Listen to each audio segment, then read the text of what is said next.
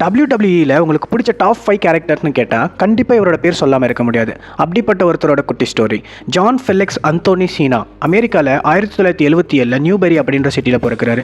இவர் சின்ன வயசில் ரொம்ப ஒல்லியாக தான் இருந்திருக்காரு. ஸ்கூலுக்கு போகிறப்ப கூட இவங்க ஃப்ரெண்ட்ஸ் எல்லாம் பார்க்கறதுக்கு பென்சில் மாதிரி இருக்குன்னு புள்ளி பண்ணியிருக்காங்க.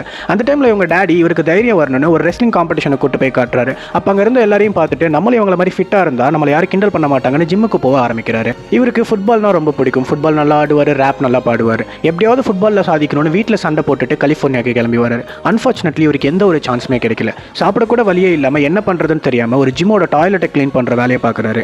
அதே ஜிம்மில் ஒரு மாடல் ஃபோட்டோ ஷூட்டுக்கு நடிக்க இவருக்கு வாய்ப்பு கிடைக்குது. அந்த ஃபோட்டோ ஷூட் முடிச்சதுக்கப்புறம் அதை பார்த்துட்டு ஒரு பர்சன் இவர்கிட்ட வந்து உன்னோட பாடி ரொம்ப ஃபிட்டாக இருக்குது, உனக்கு ஓகேனா சொல்லு, நான் ரெஸ்லிங் கற்றுத்தரேன்னு கேட்குறாரு. இவர் உடனே சரி ஓகே நம்மளால எதுவும் பண்ண முடியல, ஏதாச்சும் ட்ரை பண்ணலான்னு பிடிக்காத ரெஸ்லிங்க்கு ஓகேன்னு சொல்கிறாரு. சாப்பிடவே வழி இல்லாமல் நினச்ச ட்ரீமை அச்சீவ் பண்ண முடியாமல் டாய்லெட்டை க்ளீன் பண்ணிட்டு இருந்த அந்த பையன் தான் ரெஸ்லிங் வேர்ல்டில் மக்களோட மனசுலேருந்து மறக்க முடியாத ஒரு இடத்துல இருக்க த ஜான் சீனா.